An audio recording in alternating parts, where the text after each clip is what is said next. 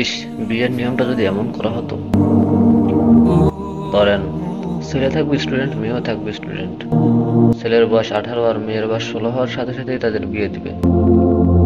বিবাহের আগে তারা যেভাবে থাকতো এখনো সেভাবেই থাকবে। ছেলে ছেলের বাসায় থাকবে, মেয়ে মেয়ের বাসায় থাকবে। আগে যেভাবে মেয়ের খরচ তার বাবা দিত, এখনো ঠিক তেমনই দিবে। সম্ভব হলে ছেলে অথবা ছেলের পরিবার দিবে। মধ্যখান দিয়ে হবে একটি হালাল সম্পর্ক। দুজন প্রেম করবে, বাট কোনো প্রকার পাপ হবে না, হবে শুধু সওয়াব। পূর্ণ হবে অর্ধেক দিন। দুজন মিলে দিনের পথে চলা সহজ হবে। চোখের জিনা থেকে বাঁচা যাবে। ইসলামের বিধিনিষেধগুলো মেনে চলা সহজ হবে। হালালভাবে সবকিছু গড়ে উঠবে। তারপর ছেলে যখন তার ক্যারিয়ার উন্নতি করতে পারবে, বা চাকরি বাকরি করবে, অথবা ব্যবসা করে নিজে চলা এবং স্ত্রীকে চালানোর মতো সামর্থ্য হবে, তখন তার বাসায় তার বউকে নিয়ে আসবে। এতে করে বাঁচবে সমাজ। হবে না ধর্ষণ, হবে না কোনো জিনা, হবে না কোনো পাপাচার।